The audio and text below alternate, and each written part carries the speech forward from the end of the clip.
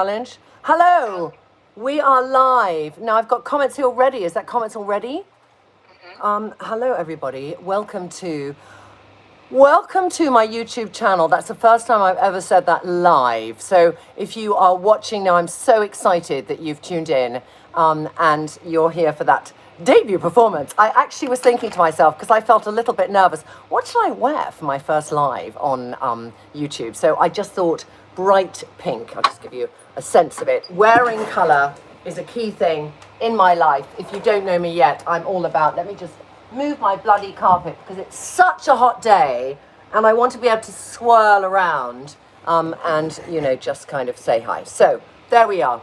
I'm wearing today a little bit of Indi. Am I looking the right way here, Nisha? Let me see which way the phone is. Yeah.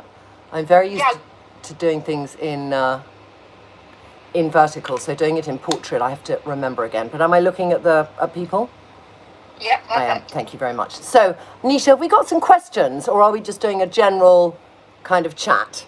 We've got lots of questions All from right. Instagram and YouTube. So I'm just going to do the questions. Let's start with questions. And sorry, I'm seeing how unbelievably sweaty I am. So I'm just going to do a little bit of Mattifying there, getting ready here in front of you ladies. What's new?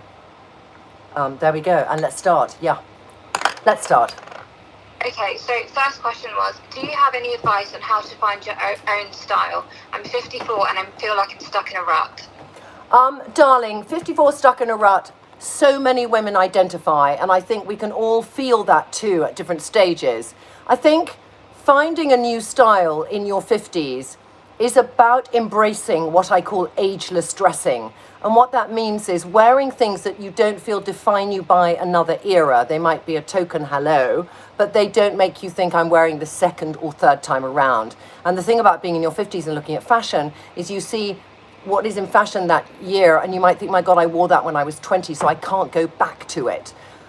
But if style suits you, if fashion suits you, it's great to wear, but the idea really is to make it your own classic. So I love leopard print, all right? It's something I've loved for years, and it used to be something that was definitely a fashion, but for me, it's a classic. So then being able to reset my sense of where that fits in my life and knowing it's a classic, I can then pick it up and embrace it and love it. But how I wear it can either be Bette Lynch, Bette Midler, a lovely Bette, or it can be sleek and a little bit more polished. So that's all about the cut. If I wore a, you know, pussy pelmet leopard dress, I would feel very muttony. But if I wore a sort of floaty Winston at the waist silk leopard dress, I'd love it. And what I do a lot is I wear trousers and a top in matching leopard, and I throw on a pink coat. And that, to me, that combination feels very ageless. So when you're thinking you want to reset your style in your early 50s, it could be that you've got into a habit of jeans and a t-shirt.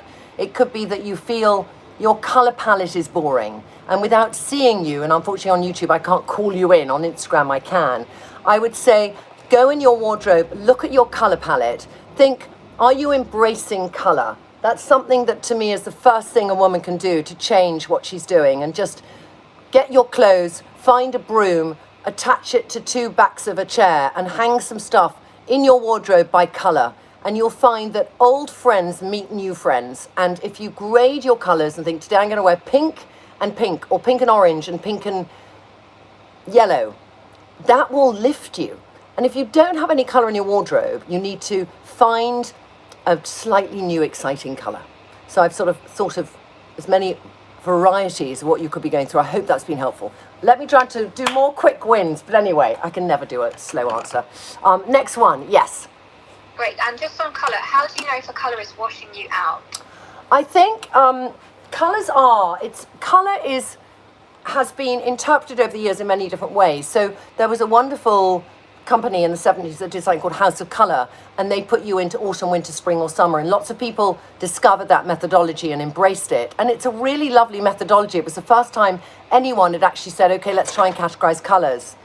But it was also quite complicated. So by the time Susanna and I wrote our book, which is called What You Wear Can Change Your Life, I was thinking for a long time, how can I recategorize colours so it's quite simple?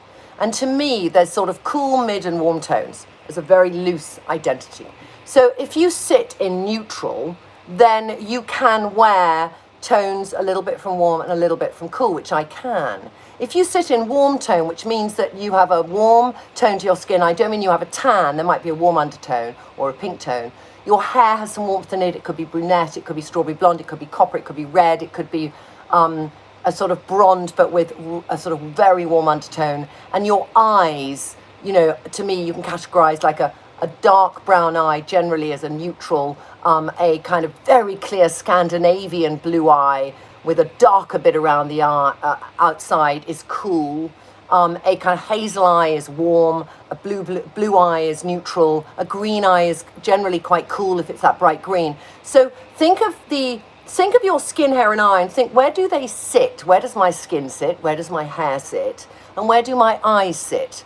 And if they're predominantly cool, you're going to go for the cool colors. If they're predominantly in the middle, you can wear the most color. And if they're predominantly warm, you sit in a certain palette. So I'm going to now show you a bit of my wardrobe, and I'm going to show you a color, which I'm doing for Closet Confessions, and I'm going to show you how I've categorized that category, because I do believe that everyone can wear every color. Now that sounds weird, but I do believe that. So even if I start here with yellow, all right, I'm obsessed with yellow. This is my yellow rail that I'm doing for A Closet Confessions, and I have collected clothes for about 30 years. But this goes from very cool yellows, like neon, really cool yellows, up through to a lemon yellow, which is a sort of neutral yellow, and through to these warmer yellows, like a nearly verging on mustard, and then going to a chartreuse, which is like a real sort of,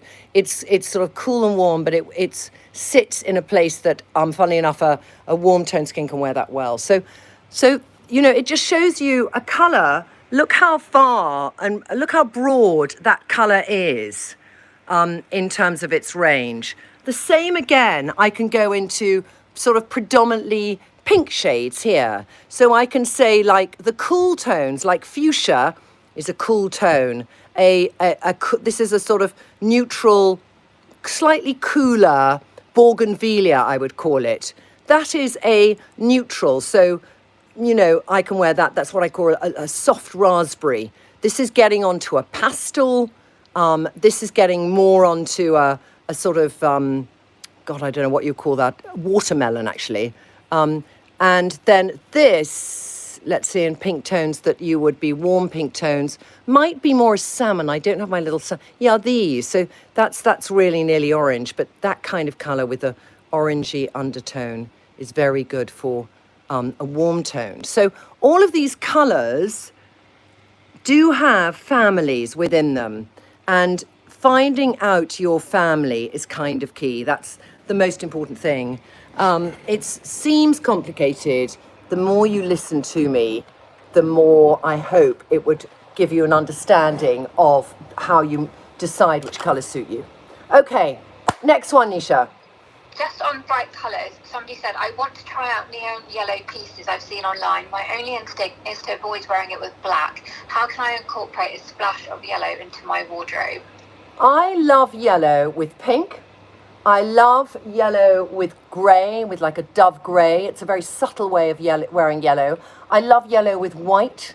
I don't like yellow with blue because I think it feels like the IKEA or Swedish flag. And I think yellow with black, trust your instinct. I think if you wear black with any colour, to me, it deadens that colour. And I want colours to support one another and feel rich together, whether you're doing them on your makeup or whether you're doing them on your body. You want colours that either are opposites or they're next door to each other. So yellow and pink are opposites in that sort of colour wheel, but you know, pink and orange and pink and red are next door, and they also look very nice. So that's the kind of way I'd say to wear yellow, with white, with bright pink, with grey, or with white. My favourite ways to wear it. Yeah. Next one. Please give advice for us larger ladies trying to disguise tummy overhang. It makes wearing trousers very difficult. Okay, let's talk tummy overhang, because I have a few little rules on tummy overhang, and I have many ladies who I work with who always tend to try things on and then they'll look in the mirror and they'll look at themselves like this, okay? They'll look down, and all they'll see is the thing. We always see what we dislike the most, so they'll just see their tummy. So first of all, nobody looks at you. Nobody comes up to you and looks down your front, unless they're a bit pervy. They'll look straight at you. And so that what they see is very different from what you see. Now, many women with a bigger tummy would like to just be covering everything so that there is no attention paid to that tummy. But when you cover everything and you tent, you lose all sense of a shape and you become a little bit like a brick. So many ladies who I would define as apples, where their tummy is even bigger than their boobs, you know, or somebody who really feels their tummy's taken over their life. It's a question of wearing trousers perhaps that don't cling you here and then show off and cling right by your crotch. So perhaps wearing a trouser which flops straight down is slightly better. If you want to wear a tighter trouser, consider a side zip as opposed to a front zip, because the front zip will exaggerate your tummy and a side zip will pull with the tension and hold it in. The other thing I think is important is what I call the half tuck. And this is where you kind of disguise, deceive, and deflect your tummy. So a half tuck is when you tuck something in, half of it, because when you do the whole tenting, you make your legs, sorry, it's so difficult when I'm on a landscape, let me just show you. You make your legs look very short, you know, because the measuring of the distance between your waist has gone. So people sort of see visually your legs kind of go from where that shirt ends to the bottom, which is like crazy because, you know, we don't want to hide our legs. And generally, funnily enough, apples can have really lovely legs. Tuck it in, tuck one side in. So somewhere in that visual, you're seeing the length of your leg. Sorry, I'm just trying to get it so you can see everything. You're seeing the length of your leg from this waist angle going down, and leave the other half out to kind of soften and disguise the tummy. And then also from the side, it's offering a little bit of protection over your tummy. These are little tricks I've done for years with ladies. The other thing I would consider is if you're wearing, you know, shirts that hang over, make sure they go up at the sides. You know, they have a little, they're not straight across. They go up at the sides, then visually we'll be able to see your hip from the side and we'll think, oh, leg. And it gives this fluidity to the body, which is so important. Yes, next question. We had a question yesterday which said, you wear a lot of full sets or co-ords. Why do you like this trend? For me, it's incredibly comfortable. And I did find, you know, there's two places I get them. I get them in Zara or Serena Beaut, and they're very either end of the money spectrum. So I can get a Zara co-ord for 50 quid and Serena Beaut is a few £100s. But when I have traveled a lot, and when I travel, I want to kind of take hand luggage everywhere. So I always found with co-ords, I could wear them together, separately, tops and bottoms, and they just became 6 outfits. So that's why I love them. And it's like my dress. There are some women who are, you know, they're led by an article of clothing that makes them feel the most comfortable. And for women, especially like an hourglass shaped woman who is comfortable and feels good about her figure, she'll feel fantastic in a dress and she'll wear it with a trainer and it will be fitted and she'll feel confident. For me, it's the co-ord with wide legs. Yeah. Got to put my hair up, I'm so hot. Yeah. Hi Trinny, I'm 27 and I just started working a serious job for 2 years now. I'm finding it difficult to transition my student wardrobe to a younger working woman wardrobe. Do you have any tips? Okay. I don't know what industry you're in, darling, but I think, you know, and I don't know what kind of student you were, but what I'd say is a really good World Cup blazer takes you a long way. And it sounds like such a classic, but it could be in a metallic. It could be in a navy, clean navy. It could be with no lapels and one button. But you can wear it over a pair of cropped jeans with a really sharp shirt done up, and it will, with a crossbody bag and a kind of trainer, but like a plimsoll trainer. And it can look so chic and understated elegance, and yet sophisticated enough that people take you seriously if you're on a first job and you want your voice to be heard. I always feel a jacket gives you more, hear me, and not in black if you can help it.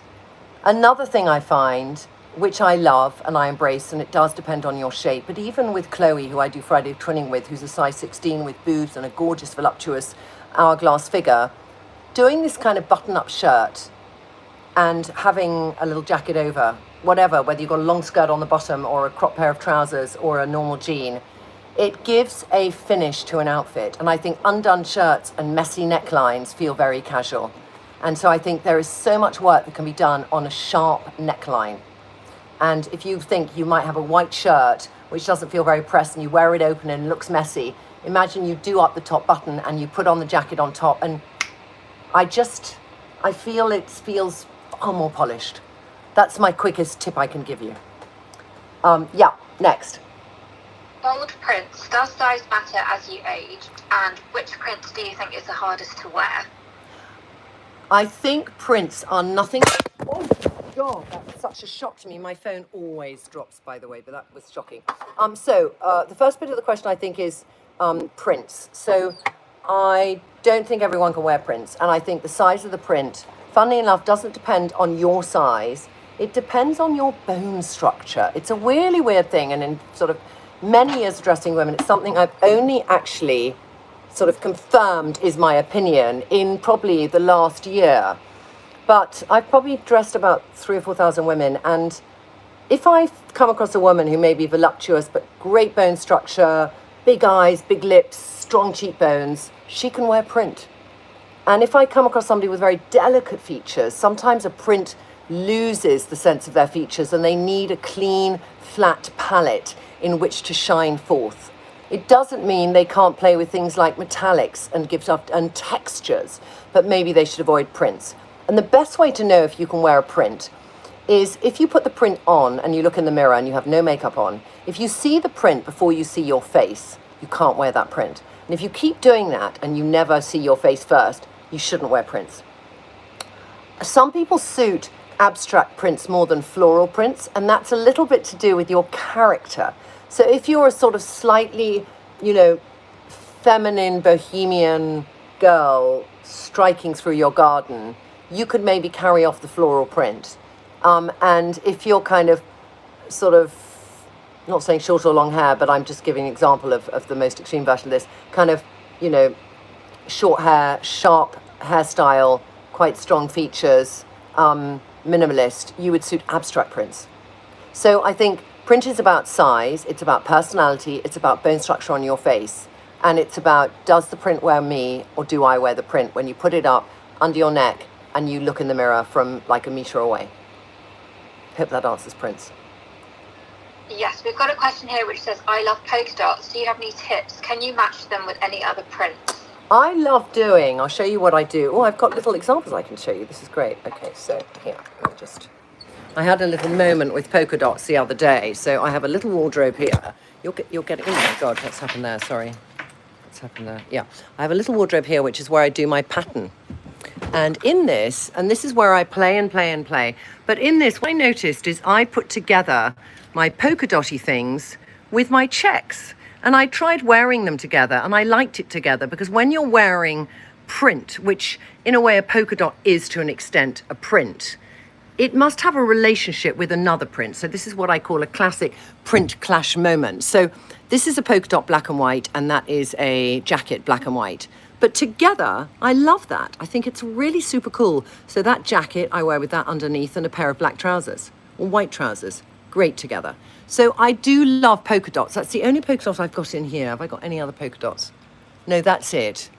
But, polka dots to me, I did a dress recently with, no, I didn't do it with Chloe. Did I do it with Chloe for Friday twinning? I think I didn't. I think I've worn it actually, but I just, I think of, Julia Roberts in Pretty Woman when she wore that polka dot dress. So I love a polka dot dress. I think every woman, if they could, should own a polka dot dress, because I think it's just joyful and fun. And to me, it's not, when you can't wear prints, do I mean that you can't wear polka dots? Not sure. I think there's a few women who are not good in a print, but a polka dot is a very discreet form. It's more like nearly belongs in that texture family I was talking about earlier. So I do think you can kind of do it. Yeah. Next question. Thanks. Do you have any guidelines to follow with jewellery and accessories when you're wearing glasses full time? Yes, I so do. I think that wearing glasses and earrings can be tricky.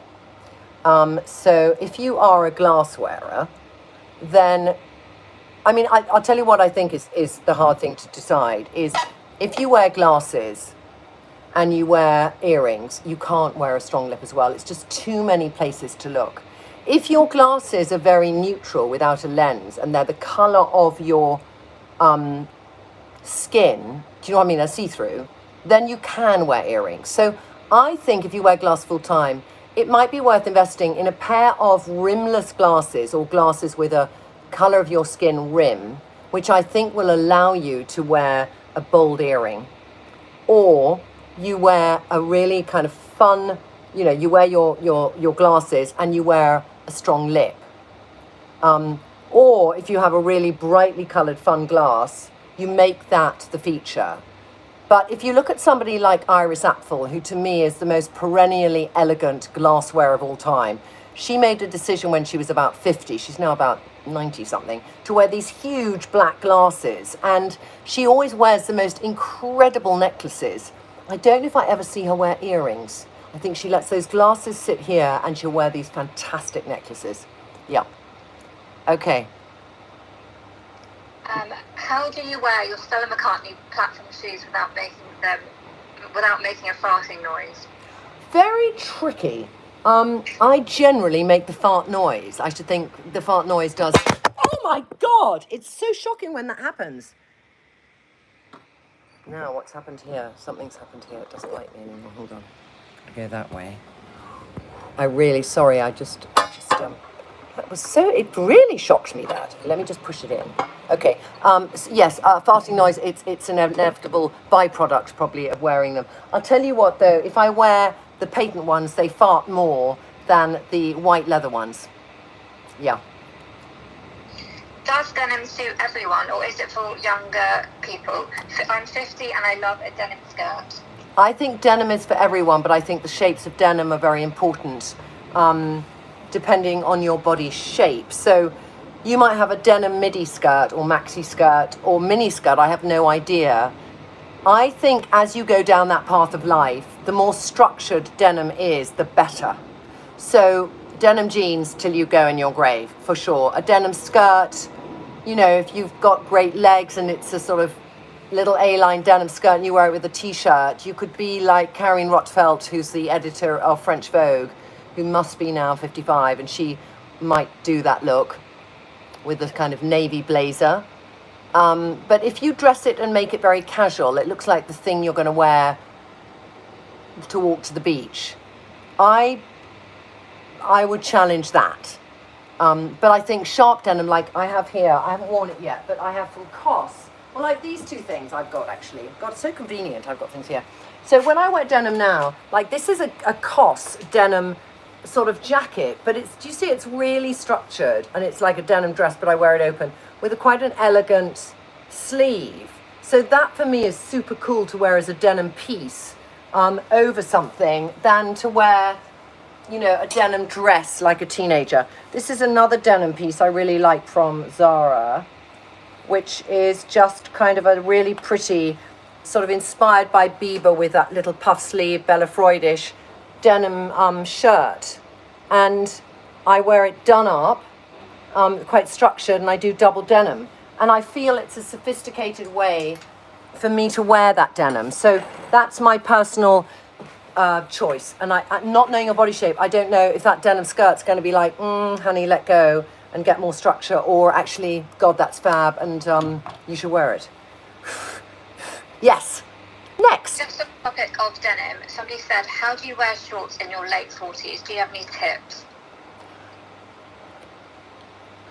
I haven't worn shorts since I was 45, so I'm not the person to make a comment, but I have got knees that talk to each other and are very, very, you know, they talk to each other. So I wouldn't show mine, since I was 50, maybe, I haven't shown my knees. So wearing shorts for me is like, I'd never do it. Many women still do wear shorts, and some women have fantastic legs till their 70s, and they wear shorts and they look great.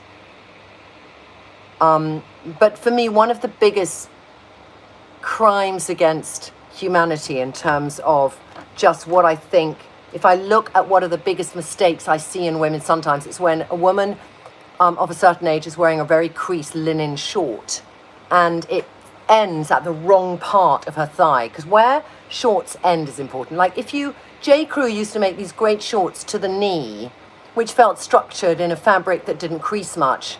And that can look really cool. And this season, one of the biggest trends is short suits, you know, suits with shorts as opposed to short in length. So when I see them and they're kind of quite A-line, the shorts, and somebody's got great legs and they have this longer jacket going over, I think that's so cool. I actually look enviously and think I wish I could wear it. It depends entirely on how good your legs are. Next. How to wear a pencil skirt in an updated modern way without it looking like an office uniform. Should I combine it with a bomber jacket? I've got long legs and no boobs. Okay, I think I like a pencil skirt. If you've got good legs, I'd do a pencil skirt with a Converse trainer, a white t-shirt in a thin fabric, and a little long gold necklace. And a kind of that look, and then a little jacket thrown over your arms, or a bomber jacket thrown over your arms. It's hot now, it's summer if you are in the Western Hemisphere. If you're not, and it's winter right now, I would just do it perhaps with a long coat that goes to the same length as like an indoor-outdoor coat. So by that, I mean like, this to me is a perfect indoor-outdoor coat. It's, again, from COS, it's like I'm doing a bloody ad for them. It's about 5 years old. But over a denim, over a fitted pencil skirt with a white t-shirt and some necklaces is kind of great. If you want to be showing off your bottom, it's not so great. And then I'll just do the white t-shirt tucked in, you know, with a couple of long strangly necklaces. And dress it down with a pair of trainers. I think that's such a good look if you've got the right ankles. Next. What can you wear during lockdown that won't make you feel frumpy? It depends what your definition of feeling frumpy is. So my definition of feeling frumpy would be, well, I don't know, because you know what I don't do now is I try not to have anything in my wardrobe that makes me feel frumpy. So it's like, what are you prepared to do when you wake up every morning right now when the majority of us are staying at home to feel really good and positive about having the best day that you can have?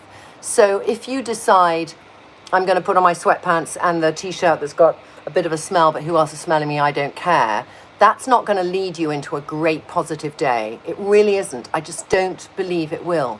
So making that little effort of just, you know, putting something on a bit extra. You can use bare feet or trainers at the bottom, but just something that feels, it brings color to your face or brings joy to your heart, and a little bit of a lip or a little bit of an eye or an earring.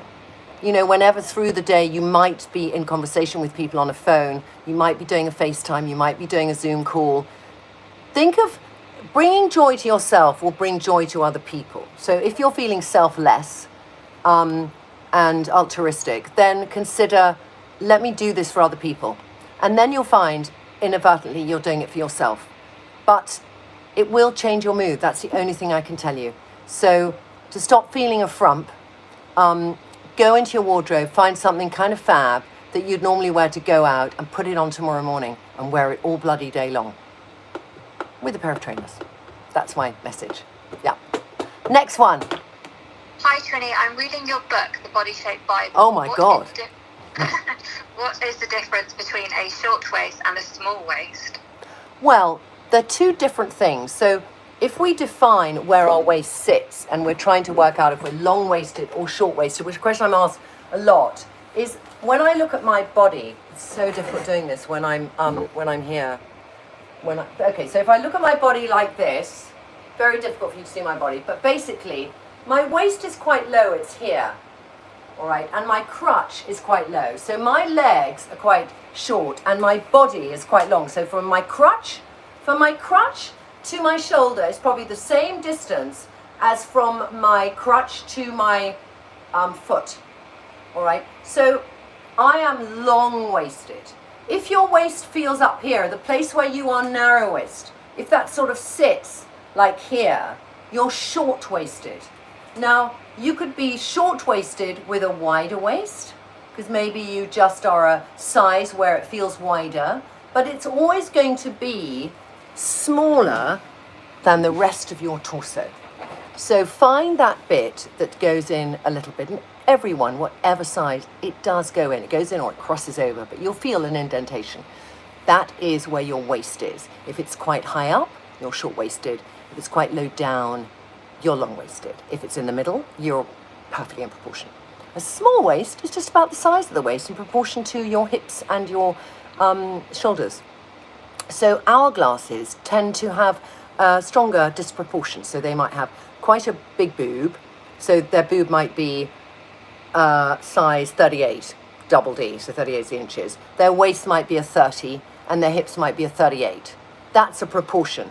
Now that can happen with somebody who has a 32 double D with a 24-inch waist with a 32-inch hip. That's still an hourglass because it's about proportionality. Could be the same with somebody who's got a 42 boob and a 32, 34 waist and a 42 hip. That's still an hourglass. So that's the difference. I hope that was a good explanation. Trinny, please can you tell us about your ring that you're wearing? I had a very good friend, and with Trinny London, I have named all the products after people, and one of them is called Katie Brain, and she's one of my oldest friends, and she is an artist. She's a potter now, but she also designed these beautiful rings that I wore a lot. And for my birthday, she always gave me a lovely ring that she made for me. And all her rings were made from Murano glass. But the year after I launched Trinny London, she made me a ring with a teapot on top. And I loved it so much. And so I asked her to make 100, which we made, and we gave 40 to press, and we sold 60 on the site. And in it, I always put, because I empty it out, I put my latest shade, and we launched Indi 2 weeks ago, Nisha, didn't we? 2 weeks ago. And yeah. So I always put it in because I just then have it to hand to wear. I am asked so often, will we do these again? It was very complicated doing them, and I think getting the right ring size is difficult. They were quite expensive because this is actually solid silver, this bit, and I wanted to try and get it sort of cheaper base, but it just felt cheap, and I didn't want my pot to sit on something that felt cheaper. So I'm looking at how I could do them another special occasion for Trinny London. It won't be this Christmas because we don't have time. We've got an incredibly exciting proposition for Christmas, so we've got to put all our energy into that. But I do wear it all the time, and I've got very big hands, so if I wear a little delicate ring, it makes my hands feel like footballers' hands. So the bigger my ring, the more delicate I feel my hands are, and it's also very practical and convenient. Yeah. I'm getting bored of working from home. How do I upgrade a basic t-shirt and jeans look? Okay, darling. I would say that you can either go and get some clothes. It's quite difficult shopping online right now. I find it quite difficult, and I've been trying to get stuff for Friday twinning and ordering things for Chloe and I, and 90% of the time sending it back because I'm thinking, usually Chloe and I go into a shop, we try something on, and we'll think that's nice, and we'll get it, and we'll do it for Friday twinning. Chloe is the lady who works with me at Trinny London, but she is a different body shape to me, and we do the same outfit together every Friday. Actually, we have that on YouTube as well. You should have a look. So Chloe is a size 16 hourglass, long leg, short waist, and I'm a size 10 long body, short legs. So it's nice to see one outfit and how we both do it, and generally it's exactly the same. But I was just a bit frustrated. I did get a few things from Zara, and I got a few things from other places. So when you want to up your game, I don't know what else is in your wardrobe. And I would say to up your game from t-shirt and jeans is quite easy. It could be you just put on a great lip or a fun pair of earrings. That would be upping your game. It could be that you put on a cool shirt, but it's quite hot right now. I don't know where you live, but in London it's very hot. It could be that you put on a really nice blouse, and still wear your jeans, but put on a nice blouse you might wear for the evening. So often we spend most of our money on clothes we wear the least. There are some stats. We wear, 20% of our wardrobe 80% of the time. It sounds like you're wearing 5% of your wardrobe 100% of the time. And think of all your clothes sitting there lonely, sad, and forgotten, and only brought out for very special occasions. So it's about how can you make each day more of a special occasion where you can justify in your head, I'm going to dress up. And don't feel anyone should judge you for it. Do it for yourself, just to feel good, just to remember when you last wore it and what a good time you had. But just prance around in your own bloody home and put on some makeup and call a friend and have a glass of wine in your hand in the evening. Just Otherwise, it will be endless days of jeans and t-shirts and jeans and t-shirts and housework and shopping and cooking and jeans and t-shirts and Zoom calls and work and jeans and t-shirts. Switch it up. On the topic of jeans, Trinny, do you have any tips of where to find good jeans? Depends so much on your body shape. There are certain, like Chloe, who is a curvy 16, we found some really good jeans for her on ASOS Curve. And they are very good at understanding that a lot of curvy girls have a smaller waist and a bigger bottom and hips, and they do cut really well for that. So I do like ASOS Curve for jeans. I think M&S, people do have, you know, who have a shape which they feel is not that traditional, you know, easy to dress shape. They feel on M&S they get good jeans. I get my jeans from a mixture of Zara, where I have these very high-waisted, wide-legged ones I love, which I wear a lot in my films. And then on the other end of the scale, Citizens of Humanity, where I have this kind of slightly ankle-cropped jean. I have a few views on jeans. One is that if you have very short legs, low-waisted jeans will make your legs look this tall. The other is that if you have a bigger thigh, I don't particularly think that those jeans which are pale at the front and dark at the sides actually are a bodycon good moment. I just prefer a beautiful dark denim. And I think it just looks chicer to have the same depth of colour going through. I think there's definitely colours of denim that work for different people. Some people love a bleached out wash denim, and I find that is a very acid house 1980s moment that I could never go back to because I didn't do it first time round. So I much prefer a classic, beautiful denim shade of that slightly darker shade. You know, that to me is a really beautiful colour for denim as my lightest shade, and then I'll go darker. So getting the right shade is important, and I think, you know, if you are a pear-shaped woman, I do think that a bootleg jean is more flattering because you need the kind of flare at the bottom to balance out the disproportion perhaps of a slightly bigger hip in proportion to your shoulder.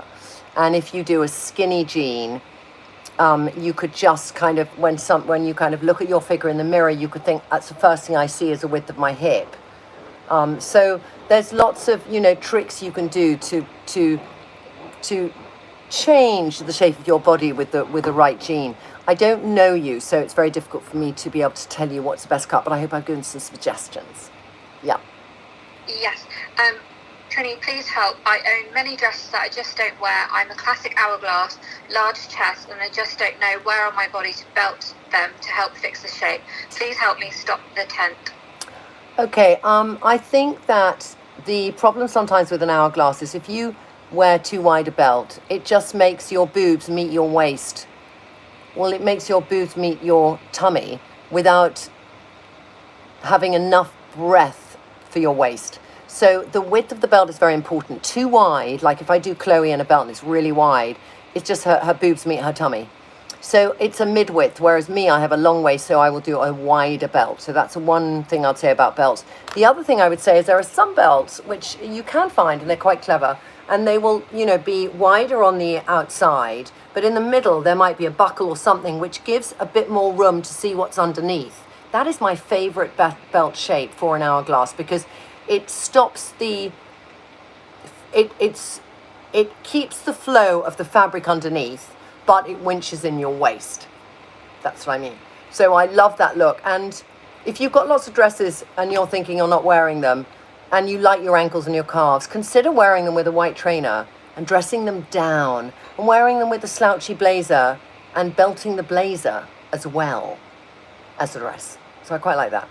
But if you just want to not be billowing, then I think wearing, if you have some long ones, you could get a heavy necklace as well. And the weight of the necklace will kind of give some definition in between your cleavage and sort of flatten down the fabric, so it will give more shape to your body without doing a belt. And the alternative is you get a little fitted one-button jacket, which is really accentuating the waist, and that will give you more of a waist without having to wear a belt. I hope that helps. Last question, Nisha, because I've got to get a cup of tea. I've been bang at it all day and I had 5 minutes for lunch. So last question, and then we will do this again. And I really hope for those of you who've just joined us, and I just want to say hello Billy, hello Eureka, hello Stephanie. It's really lovely to be on here. And you ask such good questions, can I just say. Lisa, hello, Deborah, hello.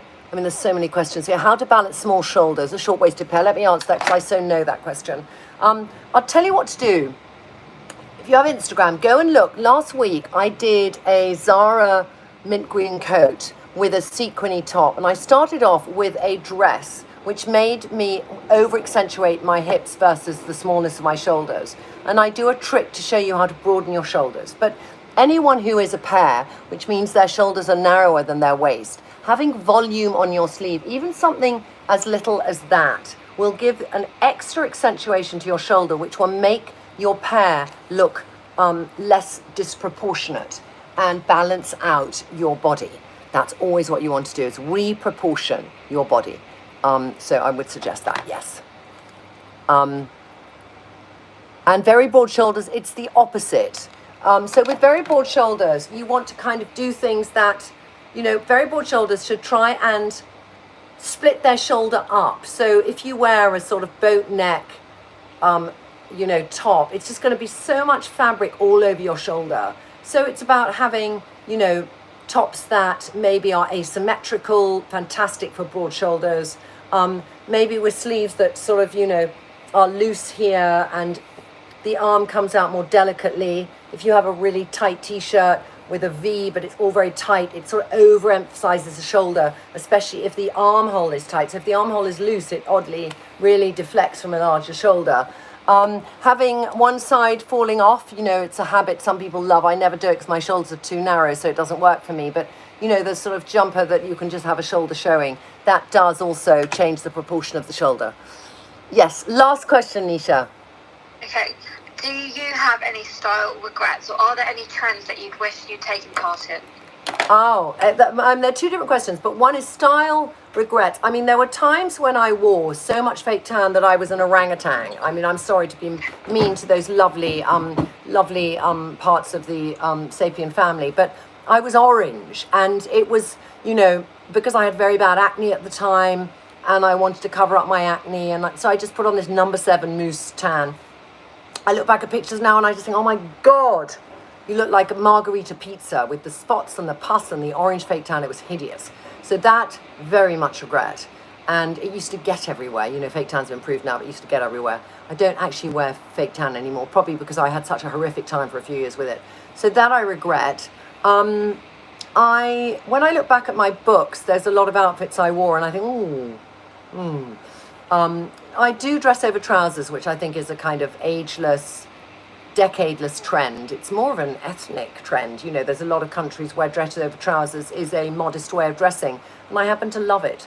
So I think that looking at styles that I've got inspiration from around the countries I've traveled to for the TV show, like when I was in India, I loved the use of color. It was incredible. You know, you would see women, you know, in the fields in a small agricultural town in a sari this color.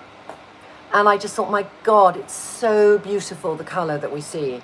So those kind of things inspired me. Like my trips to India have really inspired me to wear more color with color. And when you look at saris, they have the most incredible colors in them. And I've collected a few saris over the years and I use that as inspiration. You know, when we were talking earlier about color, if you look at scarves you love, some things with amazing patterns, it's a great way to see which colors go together. I did have a habit of wearing leggings to just below the knee over dresses which ended above the knee because I was very self-conscious about my knees. But looking back, I don't know if it was a good plan. It's a weird length to end it. So that's a trend I'm not sure about. And I'm trying to think what else. Very, very poker straight hair. You know, we all went through this phase if we have hair of any length where we straightened it, especially if you have a frizzy curly hair like mine. So I had it so straight and I had quite a long face and I was a little bit skinnier when I was younger. So I was very up and down. And it was just like this, just a bit gaunt. Yeah, so that's probably it. There's probably many more, but those are my most obvious ones. And also when I worked with Susanna and we used to go out, I used to, you know, be a bit more sociable out and about. And I look back at a few paparazzi shots and I see pictures of me. And the time that it's hardest, I think, to find an outfit is a very special occasion, because it's when we can go out of our knowledge and comfort zone and we suddenly, you know, wear things. So when I first was in the public eye, people would want to lend me things to wear, and I did sometimes wear them, but they weren't me, and I was just wearing it because I was lent it. And after about a couple of months, I actually thought, you know what, I will never, ever, ever wear a dress that I borrow from somebody, because it will compromise my intuitive sense of what I suit. So, you know, if you're going out to a big event or a party or something and you think, I'll borrow from a friend, I don't have it, you've got to make sure, and there's some very good rental places too, but it's like, it's got to be something that has this element of comfort about it, however smart it is. So that's something I've learned over the years, is when I go out to really formal things, I want an element of comfort. And it might be it's the most sparkly metallic thing, but I'll wear it with a trainer, or it's the most colourful thing, but I'll wear it with a really comfy wedge shoe. I don't know. But I do think about those things, yeah. Nisha! Brilliant. Was that the last question, Trinny? Well, I mean, there's questions coming through, and I'm so sorry I can't answer them all now. I've been going since 7:30, and I just have to go and eat something and have a cup of tea, because I've got 3 more meetings after this. But it was so joyful. You've been such a lovely audience. Thank you so much for watching. And we'll do it again, Nisha, won't we? Absolutely. We will. All right. Have a lovely evening, everybody around the world, and we'll catch up soon. Bye.